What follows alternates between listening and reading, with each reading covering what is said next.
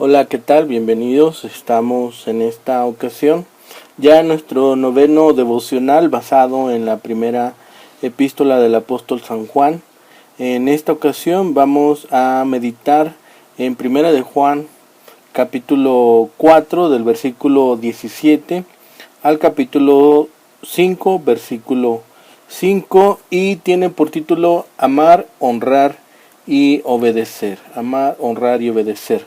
Vamos por favor a nuestras Biblias en primera de Juan 4:17. Dice la palabra de Dios en la versión Reina Valera 60.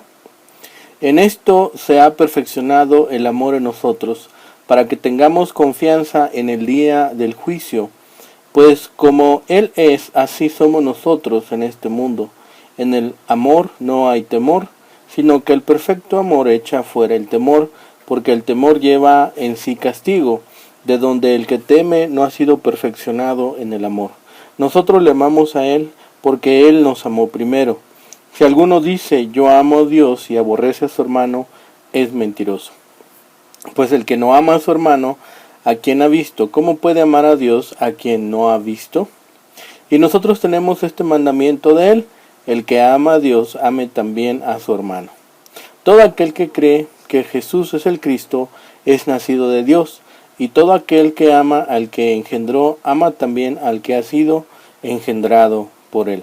En esto conocemos que amamos a los hijos de Dios, cuando amamos a Dios y guardamos sus mandamientos, pues este es el amor a Dios, que guardemos sus mandamientos, y sus mandamientos no son gravosos. Porque todo lo que es nacido de Dios vence al mundo, y esta es la victoria que ha vencido al mundo, nuestra fe. ¿Quién es el que vence al mundo sino el que cree que Jesús es el Hijo de Dios?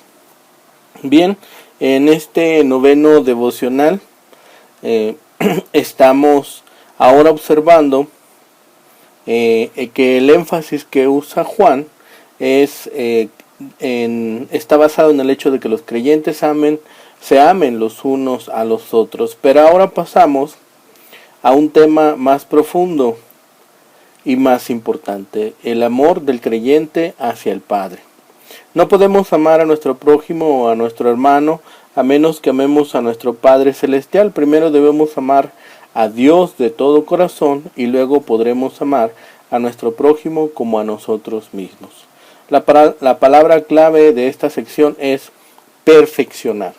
Dios quiere perfeccionar en nosotros su amor hacia otros y nuestro amor hacia Él. La palabra perfeccionar lleva en sí la idea de madurez y plenitud. Un creyente no solo tiene que crecer en gracia y conocimiento, como lo vemos ahí en la segunda carta del apóstol San Pedro, capítulo 3, versículo 18, dice: antes bien, creced en la gracia y el conocimiento de nuestro Señor y Salvador Jesucristo. A Él sea gloria ahora y hasta el día de la eternidad. Amén. Sino también en su amor para con el Padre. Esto lo hace en respuesta al amor del Padre para con Él. ¿Cuánto nos ama Dios?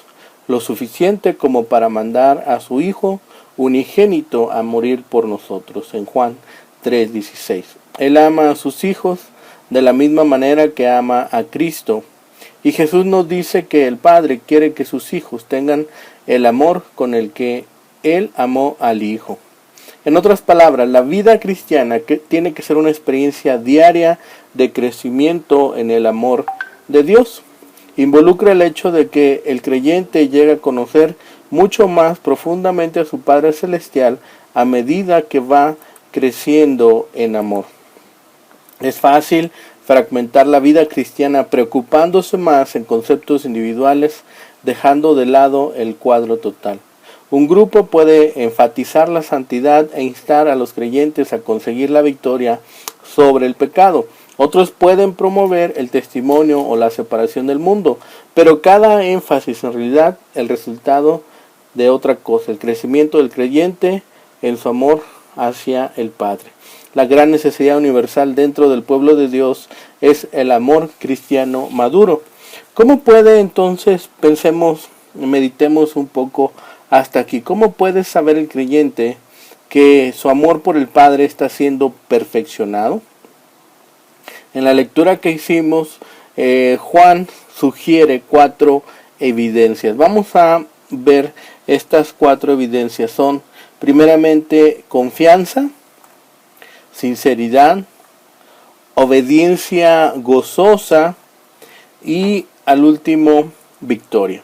Y vamos a revisar cada una de estas. La primera de ellas es confianza. En la primera parte que leímos, en primera de Juan 4, 17 al 19, en la versión Nueva Traducción Viviente, dice: y al vivir en Dios nuestro amor crece hasta hacerse perfecto, por lo tanto no tendremos temor en el día del juicio, sino que podremos estar ante Dios con confianza, porque vivimos como vivió Jesús en este mundo. En esa clase de amor no hay temor, porque el amor perfecto expulsa todo temor. Si tenemos miedo es por temor al castigo, y esto muestra que no hemos experimentado plenamente el perfecto amor de Dios. Nos amamos unos a otros porque Él nos amó primero. La confianza, aquí se introducen 2 palabras muy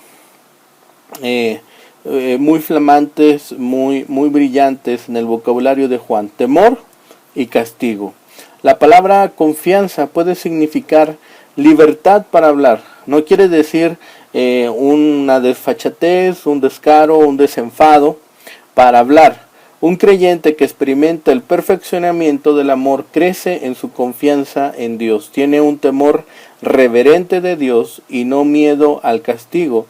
Es un hijo que respeta a su padre, no un prisionero que tiembla frente a un juez. En nuestro vocabulario español hemos adoptado la palabra griega fobia para referirnos al temor. En los libros de psicología se enumera toda clase de fobias. Por ejemplo, acrofobia, el temor a la altura; hidrofobia, miedo al agua, etcétera. Tantos miedos, aracnofobia.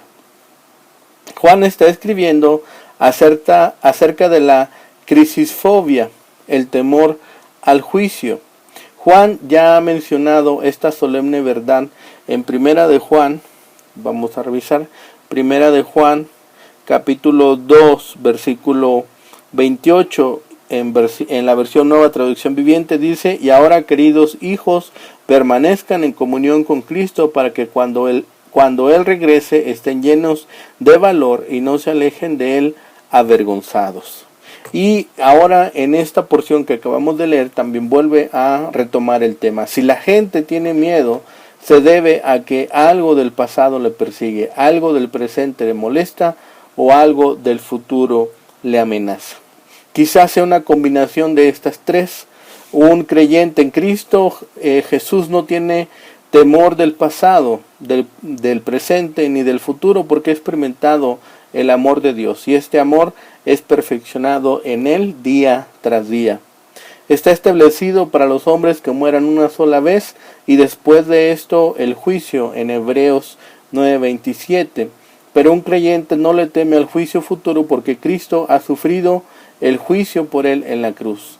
De cierto os digo, el que oye mi palabra y cree al que me envió, tiene vida eterna, y no vendrá a condenación, mas ha pasado de muerte a vida. Juan, Evangelio según San Juan, capítulo 5, versículo 24. Y en Romanos 8:1, ahora pues ninguna condenación hay para los que están en Cristo Jesús. El juicio para el creyente no es cosa del futuro, sino que pertenece al pasado. Sus pecados ya han sido juzgados en la cruz y nunca se volverán a colocar en su contra. Dios quiere que sus hijos vivan en una atmósfera de amor y confianza, no de temor y castigo. No hay necesidad de que le temamos a la vida o a la muerte, porque estamos siendo perfeccionados en el amor de Dios.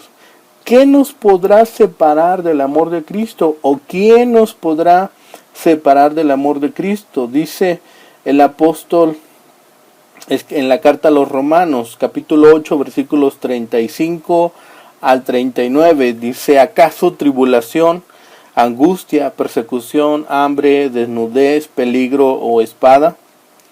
Antes, en todas estas cosas, somos más que vencedores por medio de aquel que nos amó, por lo cual estoy seguro de que ni la muerte, ni la vida, ni ángeles, ni principados, ni potestades, ni lo presente, ni lo porvenir, ni lo alto, ni lo profundo, ni ninguna otra cosa creada nos podrá separar del amor de Dios que es en Cristo Jesús, Señor nuestro. El perfeccionamiento del amor de Dios en nuestra vida es generalmente una cuestión de varias etapas. Cuando estábamos perdidos vivíamos en temor, teníamos miedo y no sabíamos nada del amor de Dios.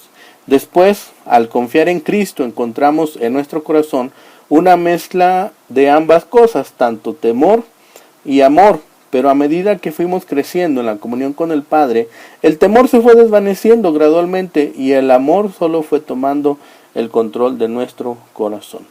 Un creyente inmaduro oscila entre el temor y el amor, mientras que un creyente maduro reposa en el amor de Dios. La creciente confianza en la presencia de Dios es una de las primeras evidencias de que nuestro amor a Dios está madurando, pero la confianza nunca está sola. Siempre conduce a otros resultados morales. Entonces, ese es el primero de los elementos. El primer elemento, entonces, es la confianza. El segundo elemento, la sinceridad. En Primera de Juan,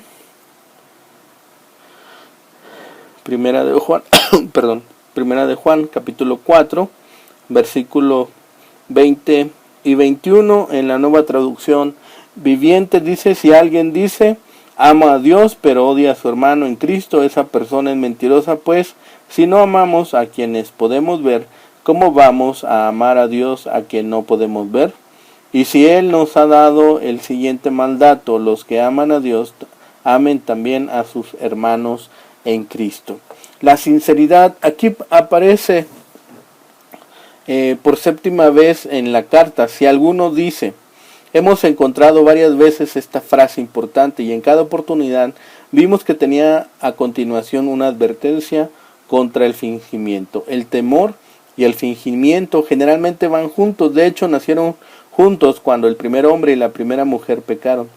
Tan pronto como Adán y Eva se sintieron culpables, intentaron esconderse de Dios y cubrir su desnudez, pero ni los delantales ni las excusas los pudieron esconder del ojo escudriñador de Dios. Finalmente, Adán tuvo que admitir: oí tu voz en el huerto y tuve miedo, en Génesis 3:10. Pero cuando nuestro corazón está confiado en Dios, no hay necesidad de simular, ni delante de Dios, ni ante las demás personas. Un creyente que no tiene confianza en Dios tampoco tendrá confianza ante el pueblo de Dios. Parte del castigo que produce el temor es la preocupación constante que dice: en realidad, ¿cuánto saben los demás acerca de mí? Pero cuando tenemos confianza ante Dios, este temor desaparece y podemos enfrentarnos a Dios y a los hombres sin preocupación. La confianza en Dios y la sinceridad hacia los demás son dos señales de madurez que se pondrán de manifiesto cuando nuestro amor a Dios es perfeccionado. Vamos por el tercer elemento, obediencia gozosa. Allí en capítulo 5, en Primera de Juan, capítulo 5, versículo 1 al 3, en la versión Nueva Traducción Viviente, dice: todo el que cree que Jesús es el Cristo ha llegado a ser un hijo de Dios. Todo el que ama al Padre ama también a los hijos nacidos de Él. Sabemos que amamos a los hijos de Dios y amamos a Dios y obedecemos sus mandamientos. Amar a Dios significa obedecer sus mandamientos, y sus mandamientos no son una carga difícil de llevar. No es simplemente obediencia, sino una obediencia gozosa. Sus mandamientos no son gravosos. Toda la creación, con la excepción del hombre, obedece la voluntad de Dios. El fuego y el granizo, la nieve y el vapor, el viento de tempestad que ejecuta su palabra. En Salmo 148, versículo 8. En el libro de Jonás, se ve que el viento, las olas y aún el pez obedecieron los mandatos de Dios, pero el profeta persistía en su desobediencia. Inclusive una planta y un pequeño gusano hicieron lo que Dios les ordenó, pero el profeta obstinadamente quería hacer las cosas como a él le parecían mejor. La desobediencia a la voluntad de Dios es una tragedia, pero así también lo es la obediencia forzada o de mala voluntad. Dios no quiere que le desobedezcamos, pero tampoco quiere que le obedezcamos por temor u obligación. Lo que Pablo escribió acerca de dar también se aplica al vivir. No con tristeza ni por necesidad, porque Dios ama al dador alegre. Segunda carta de los Corintios, capítulo 9, versículo 7. Entonces, meditemos un momento, tomemos una pausa para pensar. ¿Cuál es el secreto de la obediencia gozosa? Es el hecho de reconocer que la obediencia es una cuestión de familia. Estamos sirviendo a un Padre amoroso y ayudando a los hermanos y hermanas en Cristo. Hemos nacido de Dios, amamos a Dios y amamos a los hijos de Dios y demostramos este amor al guardar los mandamientos de Dios. Lo que le hace falta es el amor práctico que se manifiesta en acciones. No demostramos nuestro amor a Dios por medio de palabras vacías, sino mediante obras hechas con buena voluntad. El amor aliviana la carga. Jacob tuvo que trabajar durante 7 años para ganar la mujer a la cual amaba, pero la Biblia nos dice que le parecieron como pocos días porque la amaba. En Génesis capítulo 29, versículo 20, el amor perfeccionado produce obediencia gozosa. Hay un elemento más con el cual el creyente sabe que su amor por el Padre está siendo perfeccionado. El cuarto elemento es la victoria. En primera de Juan, capítulo 5, versículos 4 y 5, dice en la Nueva Traducción Viviente: pues todo hijo de Dios vence a este mundo de maldad y logramos esa victoria por medio de nuestra fe. ¿Y quién puede ganar esta batalla contra el mundo? Únicamente los que creen que Jesús es el Hijo de Dios. Nike era la diosa griega de la victoria, siendo también este el nombre de un misil aéreo de los Estados Unidos. Ambos recibieron ese nombre por la palabra griega Nike, que sencillamente significa victoria.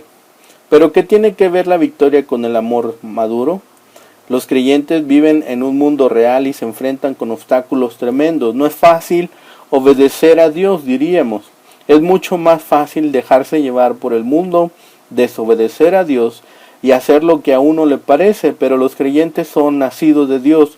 Esto significa que tienen la naturaleza divina en su interior y es imposible que esta naturaleza divina desobedezca a Dios. Lo que es nacido de Dios vence al mundo. Leímos en primera de Juan capítulo 5 versículo 4. Si la vieja naturaleza tiene el control de nuestra vida, entonces desobedecemos a Dios. Pero si la nueva naturaleza está en control, entonces obedecemos a Dios. El mundo apela a la vieja naturaleza. Lo leímos en primera de Juan capítulo 2 versículo 15 al 17 y trata de hacer que los mandamientos de Dios parezcan pesados.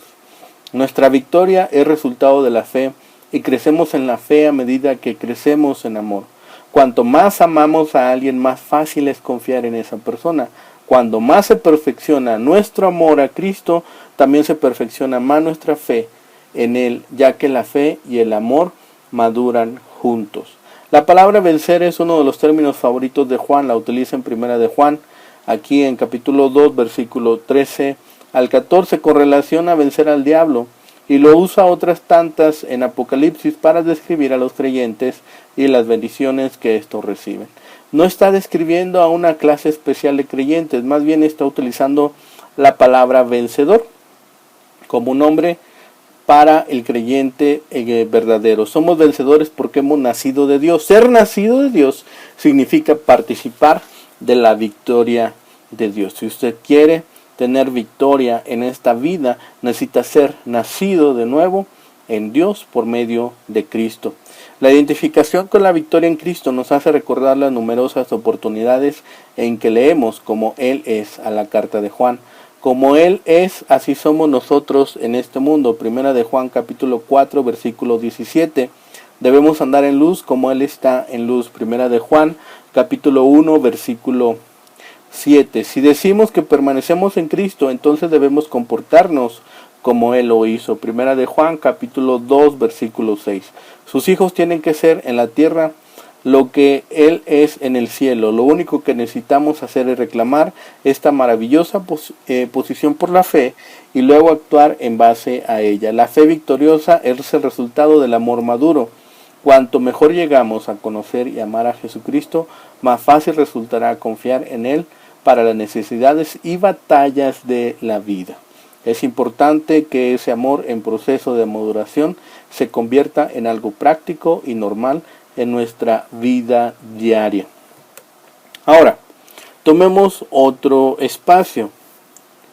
¿Cómo experimenta el creyente esta clase de amor y las bendiciones que surgen del mismo? Para empezar, esta clase de amor se debe cultivar. No es el resultado de una amistad accidental.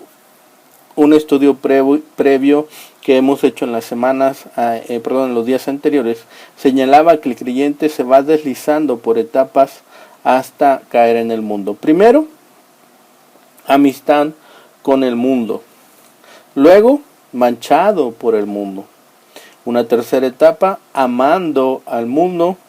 Y una cuarta etapa, conformado al mundo. De manera similar, nuestra relación con Jesucristo crece por etapas. Tenemos ahora nuevamente 4 etapas. La primera etapa de ella, debemos cultivar la amistad con Cristo, no la amistad con el mundo. Abraham fue el amigo de Dios. Busquemos por favor en el libro del profeta Santiago. Santiago capítulo 2 versículos 23, y en la versión Reina Valera 60 dice: y se cumplió la escritura que dice, Abraham creyó a Dios y le fue contado por justicia y fue llamado amigo de Dios. Segundo, esta amistad comenzará a tener influencia en nuestra vida. A medida que leamos la palabra, lloremos y tengamos comunión con el pueblo de Dios, las virtudes cristianas comenzarán a manifestarse en nosotros. Nuestros pensamientos serán más limpios, nuestra conversación más significativa y nuestros deseos serán más puros. Pero no seremos cambiados de manera repentina y completa, será un proceso gradual. Dejaremos de estar siendo manchados por la corriente del mundo. Tercera, nuestra amistad con Cristo y el hecho de volvernos más semejantes a Él nos conducirán a un amor a Cristo más profundo, en lugar de estar amando al mundo y lo que el mundo provee. A nivel humano, la amistad frecuente conduce al amor. A nivel divino, la amistad con Cristo debería conducir al amor. Nosotros le amamos a Él porque Él nos amó primero. Leímos en 1 de Juan capítulo 4 versículo 19. La palabra de Dios nos revela su amor y el Espíritu Santo que mora en nosotros hace que este amor se nos torne cada vez más real. Más aún, este amor se desarrolla en nuestra vida con la obediencia diaria. El amor cristiano no es una emoción pasajera, sino que es una devoción permanente, un profundo deseo de agradar a Cristo y hacer su voluntad. Cuarto punto. Cuanto más le conocemos, mejor le amamos, y cuanto mejor le amamos, más semejantes a Él nos tornamos, conformes a la imagen de su Hijo, no conformes a la imagen, no conformes al mundo. En Romanos 8:29, buscamos por favor en nuestras Biblias, Romanos 8:29, dice la palabra de Dios: porque a los que antes conoció también los predestinó para que fuesen hechos conformes a la imagen de su Hijo, para que Él sea el primogénito entre muchos hermanos. Por supuesto que no seremos completamente conformados a Cristo hasta que le veamos. En 1 de Juan capítulo 3 versículo 1 al 3, pero tenemos que comenzar el proceso ahora. ¿Qué manera de vivir más emocionante? A medida que el amor de Dios es perfeccionado en nosotros, tenemos confianza en Él y no vivimos ya con temor. Puesto que el temor es desechado, podemos ser sinceros y abiertos. No hay necesidad de simular, y debido a que el temor ha sido nuestra obediencia a sus mandamientos, surge del amor y no del terror. Descubrimos que sus mandamientos no son gravosos. Finalmente, el hecho de vivir en esta atmósfera de amor, sinceridad y obediencia gozosa nos capacita para enfrentar al mundo con fe victoriosa y vencer en lugar de ser vencidos. El lugar para comenzar no es el de una experiencia dramática y osada, sino que es el lugar donde ocupamos tiempo para la oración tranquila y personal. Pedro quería entregar su vida por Jesús, pero cuando se le pidió que orara, se fue a dormir.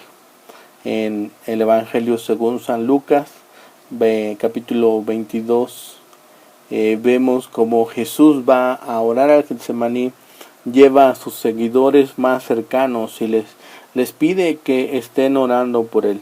El Señor se retira a orar y cuando regresa ve a sus discípulos dormidos, los insta a que lo acompañen nuevamente a orar. Él se retira nuevamente y cuando regresa los ve nuevamente dormidos. Entonces un creyente que comienza el día leyendo la palabra, meditando en ella y adorando a Cristo en oración y alabanza, experimentará este amor perfeccionado. Cuando esta vida comience, Él lo sabrá y los demás también. Su vida estará marcada por la confianza, la sinceridad, la obediencia gozosa y la victoria.